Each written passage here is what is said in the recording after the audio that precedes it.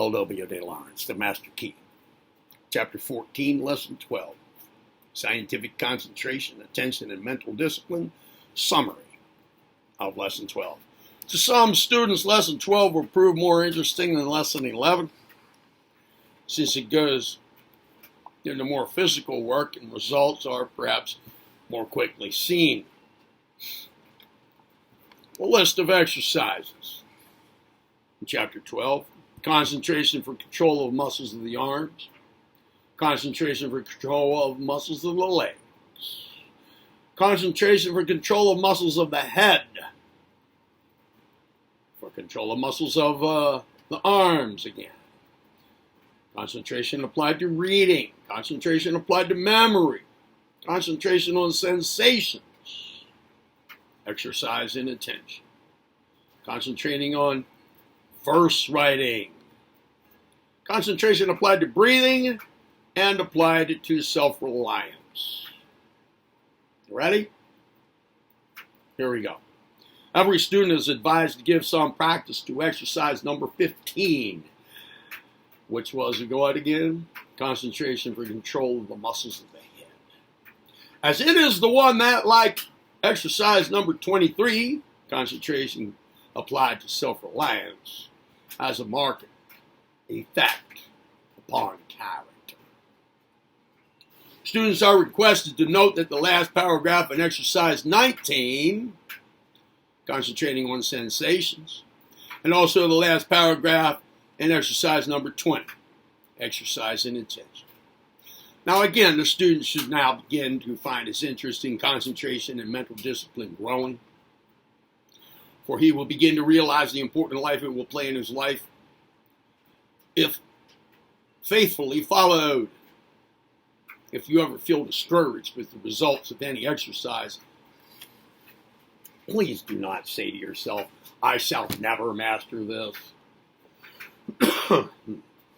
Instead, say, I shall do better next time.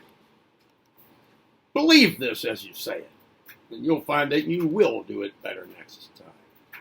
This attitude is in accordance with the law of habit. The essentials of Lesson 12. There are certain little things which are fatal to concentration and mental discipline in the highest sense. And these little things are things of which nearly every man and woman is in some degree guilty.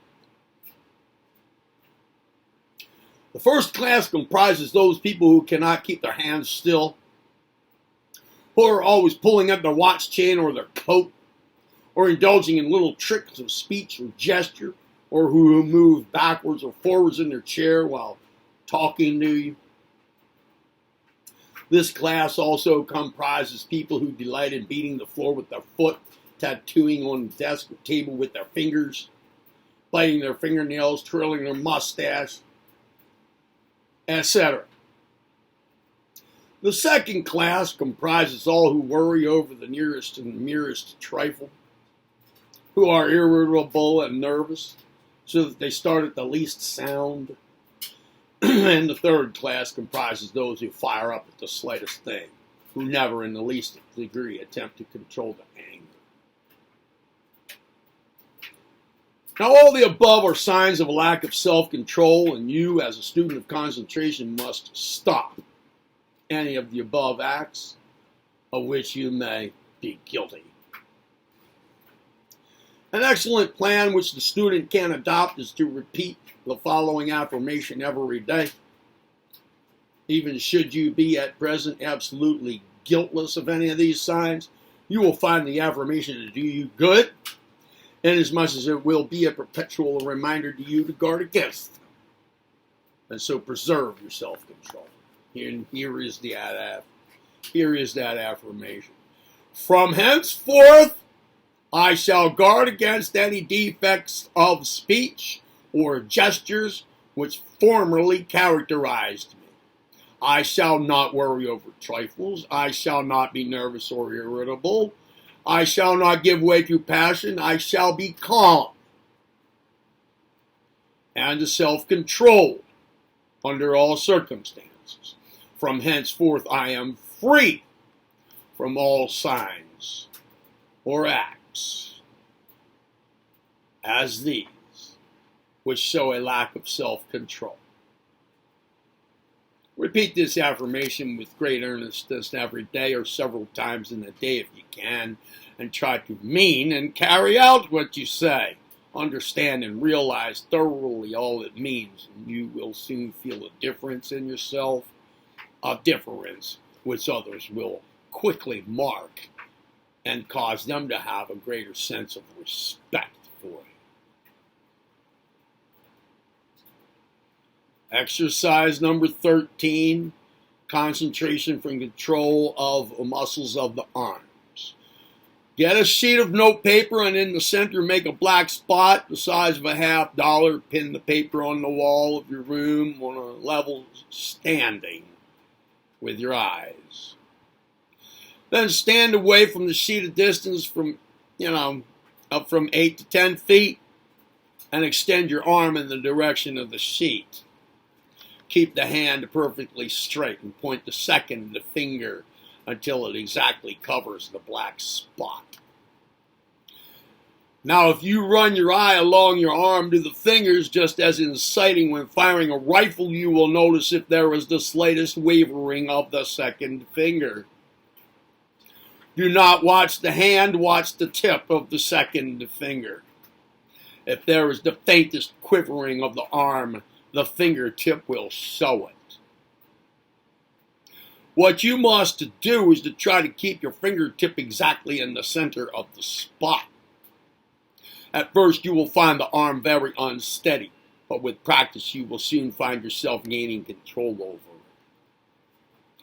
You will find this exercise very tiring to the muscles of the arm, and therefore, for the first week or so, do not practice it longer than 1 minute at a time. You can practice several times a day if you feel inclined, but at each time do not extend its duration beyond a minute.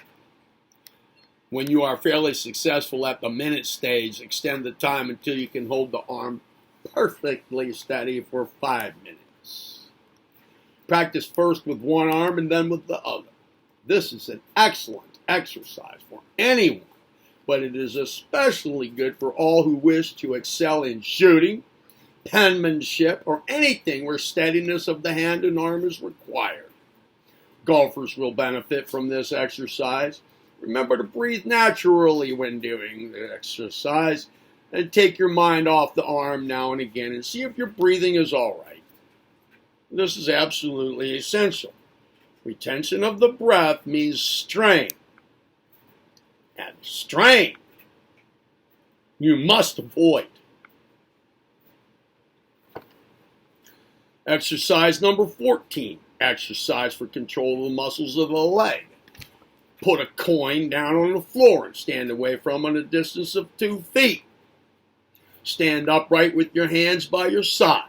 Then raise and extend your leg until the toe of your shoe is immediately over the coin. Do not let the toe of your shoe go over the edge of the coin. Try to keep it exactly in line with the edge of the coin. Watch the toe and see if you can detect any movement of the foot. This exercise also is tiring and should, like the arm exercise, be restricted to a minute or two at a time during the first week or so. When you have a fair amount of control at the 2 feet distance, gradually extend and move away from the coin until your distance is nearing 3 feet. When you are successful at this distance, you should try the wall exercise as follows. Take the sheet of paper you used for your arm exercise and pin it to the wall about 3 feet from the floor. Stand away from the wall and raise your foot until the toe of your shoe covers the spot on the sheet. Gradually heighten the sheet until the spot approaches on a level with your eye. You will find the strain on the muscles become more severe as you heighten the sheet. You must try and avoid this strain by raising the height of the sheet gradually.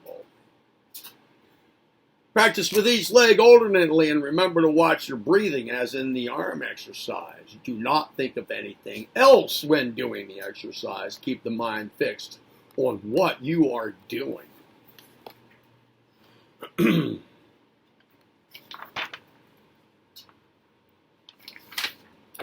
Exercise number 15, exercise for control of the muscles of the head. All right. Sit back at ease in your chair. An armchair is the best. And gaze at the ink spot on your sheet of notepaper, which you have previously pinned on the wall on a level with your eyes. Sit with your watch in your hand and gaze at the spot on the sheet for 5 minutes. Never mind if your eye blinks. Do not move your head in the least degree, not even when looking at your watch. You can easily do this by glancing downwards, as this does not involve any movement of the head. Concentrate all your thoughts on keeping the head perfectly still. As thoughts come into your mind, try to reject them by saying, I must keep my head perfectly still. I must think of nothing else. Pay great attention to your breathing in this exercise. Turn your attention to it now and again to see if it is full and rhythmic. This exercise is very important and not at all difficult. It gives a sense of power and dignity to one and is valuable in many situations in life. The man who has perfect control of all the muscles of the head and eyes always carries weight in conversation and in business interviews. It powerfully impresses those with whom you come into contact, and as you continue to practice, it gives you a feeling of calmness and restraint that will soon be habitual to you and be manifested in all that you do. Do not practice this exercise for a longer time than 5 minutes the first week or so. Afterwards, extend to 15 minutes. Exercise number 16, exercise for control of muscles of the arms. Take a walking stick of a fair weight, point it at some object, and run your eye along the stick so that the end of the stick covers the object. Concentrate on keeping the stick firm and steady directly over the object. Try this exercise at different angles for the stick. For instance, point to a star overhead, then at a chimney pot or object of a similar height. Next, at an object directly on a level with your arm when fully extended straight out. And next, pointing to some object on the ground. Try first with one arm and then with the other. Practice this exercise in a place where you can do it without attracting attention. Keep your mind firmly fixed on what you are doing. Breathe naturally. Exercise number 17. Concentration applied to breathing. Take a page in any book or an article in a newspaper and read it carefully with a view to seeing if there are any misspellings. If you do this properly, well, you must read very carefully, spelling each word silently. And if you do this properly, that is slowly and carefully, by the time you have finished the page or the article, you will find that you have no idea what you've been reading. Test the accuracy of your work by going over the same ground on the following day. Test it further by going over it again 2 or 3 days later. A still better test is to commence with the last word of the page or article and read backwards, examining each word carefully as you come to it. Thus, suppose you were testing this exercise, you would examine first the word day, and then each, it, to, time, etc. Do not confound this exercise with the work of a proofreader. It's entirely different. He must attend to the sense of what he is reading, as well as look out for misspellings. You must concentrate solely on the misspellings. This is a simple yet excellent exercise in concentration, for it makes great demands on your powers of attention. It is also one you can practice almost anywhere and at all times. And you will find, if you stick to it, that good results will follow. Give 5 minutes of your time to it each day. Exercise number 18, concentration applied to memory. Take a picture in a magazine or a newspaper and look at it intently for 10 minutes. Note the subject of the picture and its title if it has one. Next, note the various objects in the picture and their respective positions to each other. Next, observe the details in the picture. If there are men and women in it, note how they are dressed, etc. Never let your mind wander for an instant from the picture and its story. Do not tie yourself to a 10 minutes examination if you find that it's not sufficient. Take what time you like, so long as you take in every detail. When your examination is complete, put the picture away and banish it from your mind by reading a book or going for a walk, etc. And the next day, at about that same time as that in which you made your examination on the previous day, bring the picture back to your memory. Take a piece of paper and try to make a rough sketch of the picture. Never mind if it is far from being an artistic production. Never mind even if you cannot draw at all. Put on the paper some idea of the picture.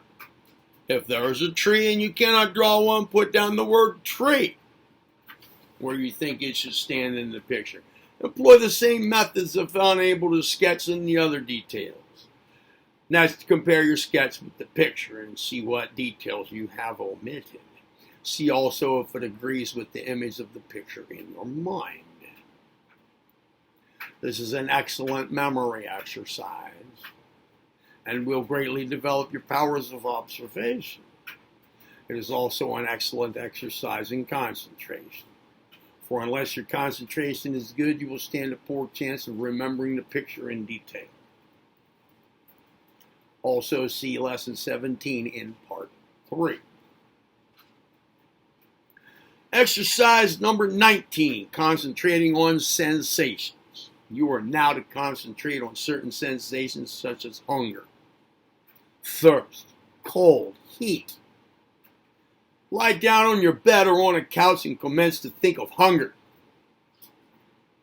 Try to think what it must feel like to be ravenously hungry and with no means of satisfying your hunger. Picture the scene till you can almost feel the pangs of hunger. Turn then to its opposite. Imagine yourself hungry and sitting down to a splendid repast. Picture the scene as each course is brought in until finally you retire from the table satisfied. Next, concentrate on thirst until you feel your tongue dry and parched. Then concentrate on its opposite, a splendid drink of cool, clear water held before you. Imagine, as Charles Lamb says, purling over your tongue. Next, concentrate on cold until you feel shivering all over. Then on its opposite, heat, until you are all in a glow. You will find that the sensations make splendid exercises in concentration. You will find them too very valuable for you gain by them great control and great imaginative power. There is a further aspect from which this exercise may be viewed. Everyone knows that if we turn our attention when in pain to the part affected, the pain seems to increase. On the other hand, if we succeed in turning our attention to something else, then the pain, its intensity, it tends to grow less. With practice, one can gain wonderful control in this respect, and we advise every student to make the experiment and carefully note the results. Exercise number 20, exercise in attention. Take a sheet of note paper or any kind of paper, provided there is on it neither reading nor writing matter. Make a fold right around the sheet, make a fold right around the sheet of about 1/2 inch and press down the fold with your thumbnail. Now tear off this fold right round so that you leave a ragged edge. Next, hold the sheet against a dark background so that the edge will stand out quite clear. Make a mark in one of the corners, and commencing from this mark, let the eye wander slowly round the edge of the paper until it comes back to the mark again. Try as you go round to imagine the edge to be a series of mountains and valleys, and let the eye travel up and down these. Keep the mind on this act. Do not let it stray in the least. The object of this exercise is to train you in attention. And you must bear in mind that to succeed, you must simulate interest in what you are doing. That is why you are told to imagine the eye traveling up and down the mountains and the valleys. This exercise should be done very slowly. It cannot be done effectively under 5 minutes. To keep the attention on it and the interest keen for 10 minutes shows that your power of attention is growing.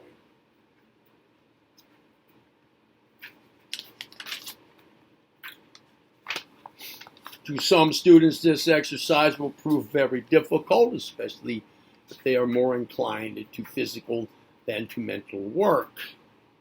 Like a cyclist, they want to rush round the track, but they forget that even a cyclist must control his impulse if he is to win. The man who has control over his mind is the one who knows when to race ahead and when to restrain, and who acts accordingly. Exercise number 21, concentrating on verse writing. Writing verse makes an admirable exercise in concentration, besides adding to your vocabulary. Choose at first verses simple in construction. Whereas the concentration comes in is in the endeavor to find words. I will begin that sentence again.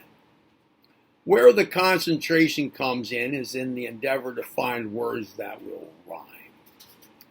Do not mind if you cannot write poetry. All you are to concern yourself with is the rhyme.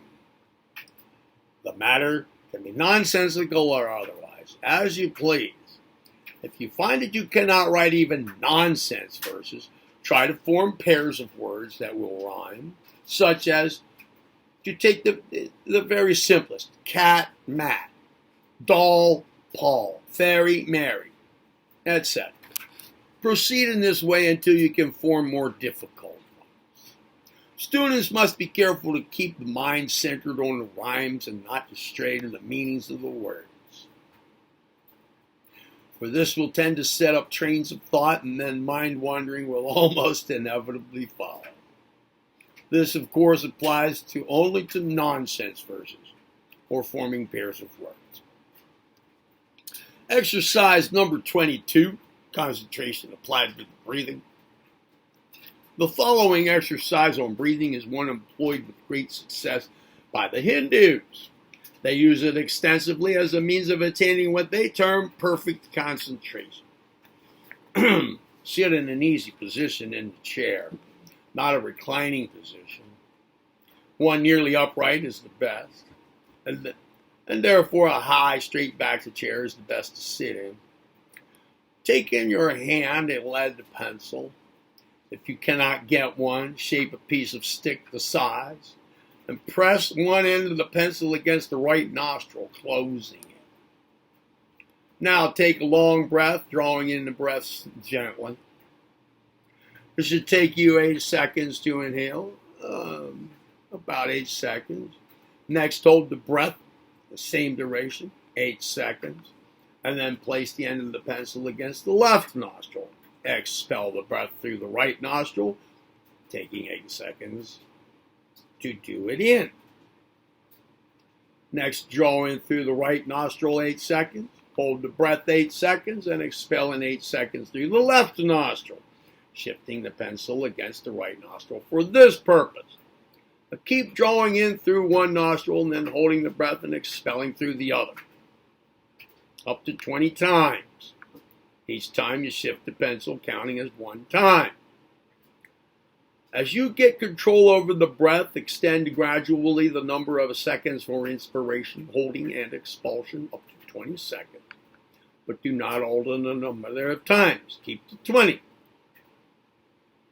Also avoid all movement other than that involved in moving the pencil. Sit perfectly still during the active inhalation and exhalation of the breath. Every morning, immediately on rising, go to the open window of a room which has free ventilation. Fold your arms across the chest and draw the upper arms closer to the table. Stand erect, expel all the air out of your lungs. After a short time, relax your arms and hang them at the sides.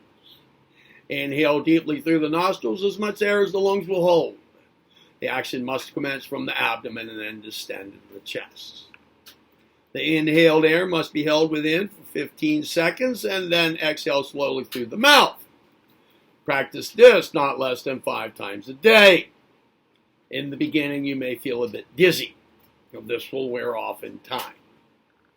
In this exercise, you are to think of nothing but the act of breathing.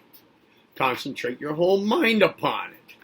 You must try to avoid strain when inspiring, holding, and expelling the breath. This exercise has an excellent effect on the nerves and the respiratory system. It gives a cool, calm, dispassionate feeling. It is without doubt one of the finest modes of concentrating that anyone can practice. It should always be resorted to when you feel under the stress of a great emotion and when about to face a severe mental task. Students of mental sciences, such as logic, psychology, metaphysics, and the higher mathematics, will find this to be a valuable exercise. And now exercise number 23. Concentration applied to self-reliance.